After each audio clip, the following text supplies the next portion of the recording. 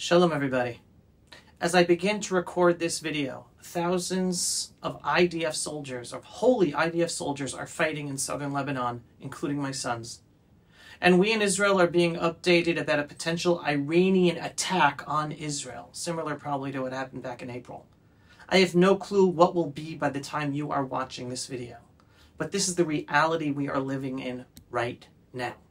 Taking a step back, the Jewish New Year is about to begin, and it has been a hard and tragic year, ending with lots of positive news, but not making up for the captives in Gaza or the countless of families who have lost loved ones, whether on October 7th, captives in Gaza, or holy IDF soldiers in the fighting.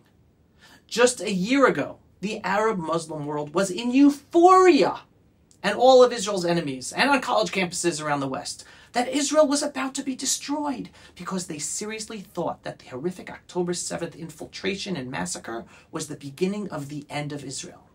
And it could have been the beginning of the end of Israel had Iran and Hezbollah attacked Israel as planned together with Hamas. But a tremendous miracle occurred.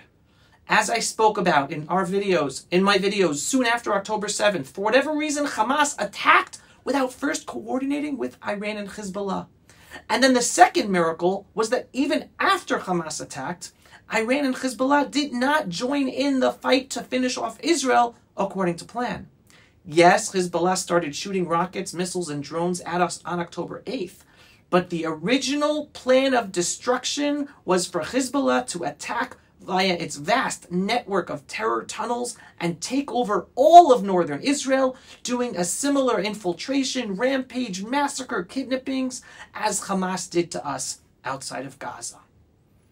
As we speak, holy IDF soldiers are finding and destroying these terror tunnels in southern Lebanon.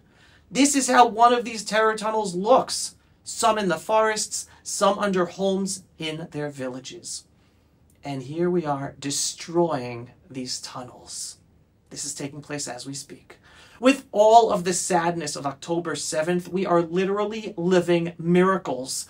Since all those terror tunnels in southern Lebanon were planned to be used against us in a coordinated surprise attack us together with Hamas and rocket attacks from all of Iran's terror proxies in Iraq, Syria, Yemen, even possibly Iran as well, and Hezbollah.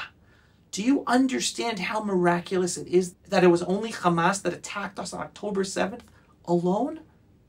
Again, as we enter this Jewish New Year, we of course hold on to the sadness of October 7th and the tragedy that we're still experiencing, but we must be eternally grateful to God above for the miracles that the full Iranian attack plan was not implemented, and yet we're in a different place today with us destroying them, the Hezbollah and their terror tunnels in southern Lebanon and everything.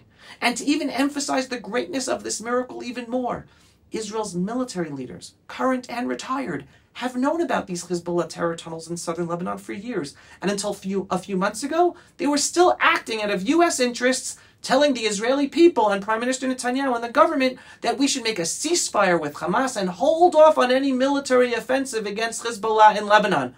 Just until a few weeks ago, they were still giving over that message. Can you imagine our reality today if Prime Minister Netanyahu had listened to all these current and retired IDF security intelligence leaders? Nasrallah and the whole senior command of Hezbollah would still be alive, and all these terror tunnels in southern Lebanon that we are now in the process of destroying would still be in existence, waiting to be used by Iran and Hezbollah for another day to attack us like they did on October 7th. Yes. The current IDF leadership is now leading the fight in southern Lebanon, but until a few weeks ago, they were warning Netanyahu against doing this. So there's so many miracles for us to be where we are today, starting this new year. We are literally living through tons and tons of miracles, and we must thank God above for them. Not just us Jews in Israel, but the whole freedom-loving world, because as I always tell you, Israel is just the first appetizing course for Iran in then going on their total plan to destroy the whole freedom-loving world, including the United States of America. Pray, pray, pray for our holy, holy IDF soldiers, and pray for our captives still in Gaza. Now I want to take a step back and share with you some memories about southern Lebanon. Back in 1994, 30 years ago, I served in the southern Lebanon security zone. It's a beautiful area, part of the Jewish ancestral homeland that belonged to the tribes of Asher and Naphtali, that we should have never left in the year 2000, that we are now returning to liberate again for good, never to leave again. Today, my sons, together with their units, are fighting in that exact area 30 years later. It might be hard for people to internalize, but this is not the Third Lebanon War. This is not even a war against Iran. This is an existential war against Islamic Jihad for the survival of Israel, where our enemies are the ones reminding us that they are fighting for the whole land of Israel, with a focus on the Temple Mount. They are not fighting us for Gaza. They are not fighting us for Judea and Samaria. They're not even fighting us for a Palestinian state. But to accomplish the goal of Islamic Jihad, of total destruction of the Jewish state of Israel. As a father told a story this morning at the Brit, the circumcision of his newborn son, that he knows of a non-religious IDF soldier who returned from Gaza, and the first thing that he did was hang a picture of the Temple Mount on the wall in his bedroom. His mother was surprised. What's the connection between her non-religious son and the Temple Mount? Her son answered her that in Gaza, he saw pictures of the Temple Mount in every single home he went into, together with the weapons and rocket launchers and entrances to tunnels in those homes. He now understands that it is the Temple Mount that is what drives our jihadi Islamic enemy to kill us. It's a religious war, and he understands the importance now of the Temple Mount for Jews. So he put up the picture of the Temple Mount in his room so that us Jews will internalize its importance.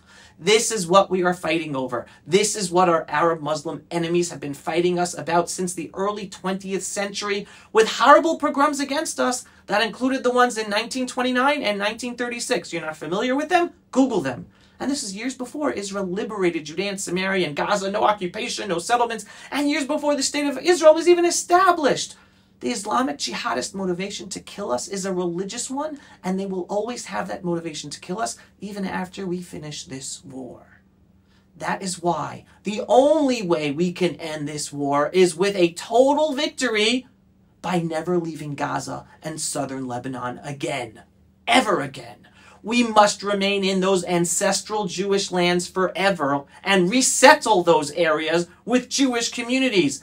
That is the only true deterrence against an Arab Muslim religious indoctrination where they literally teach their children in their mother's milk with the religious determination to kill Jews and die as martyrs. And again, look up on palwatch.org and memory.org for all those videos in Arabic. They don't care about losing their lives. They only care about losing land.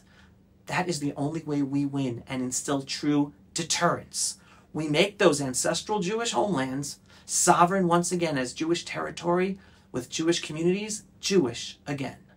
In the meantime, pray, pray, pray for all of our children fighting this war on the front line against the growing Marxist Islamist revolution that is out to first destroy us and then destroy the whole freedom-loving world. And again, thank God we have Prime Minister Netanyahu, the only one who is able to do this. And now is when I ask you to donate. We at the Pulse of Israel are the only outlet that gives you the belief-based, inspiring, politically incorrect truth that Israel, the Jewish people, and the freedom-loving world that is beyond the daily headline news that is basically out there just to scare us, either with bombastic headlines, with misinformation, or only partial information to not truly understand what's going on. We at the Pulse of Israel, we don't do that. We don't sugarcoat things either. We tell you exactly what is going on, the good, the bad, and the ugly, but we also give you the understanding of the whole picture to be able to have hope and inspiration to move forward with optimism and empowered to make a difference. So please, donate to our work. We are heavily censored and shadow banned across all social media platforms, including Twitter, X, even though it's now under Elon Musk. Because everyone always asks us, but beyond Twitter, no, we're still censored there. Your donations help us do our daily work and have our videos get seen. And in order to get seen by many more people, we need lots of donations, big and small. So please, as we all start this new Jewish New Year, think about supporting our efforts at the Pulse of Israel with a donation on pulseofisrael.com. We are seriously living in redemption times. Let us hope and pray that this new Jewish year is one where we continue to witness Israel as the leader of the freedom-loving world, pushing forward in achieving good and defeating the horrific evil that we are all up against. That the rest of the leaders of the Western world, not only are they not fighting against this evil, they are appeasing it and allowing it to grow and working together with it. We, the Jewish people and the Jewish state of Israel, are the powers of good. Strengthen your faith in the one above and be part of making this a great new year. And a part of that is by supporting and donating to our important work at thepulseofisrael.com. Am Yisrael Chai, folks. Let us all make this an unbelievable year of unbelievable redemption, biblical proportions. Because we're not living biblical times. We are living the times that the Bible spoke about. Shalom, everyone, and thanks for watching. And don't forget to donate, pulseofisrael.com. Shana Tova U'Mitzuka. It should be a good, good year. Pulse of Israel, frontline videos from the Holy Land. Support our work by donating today.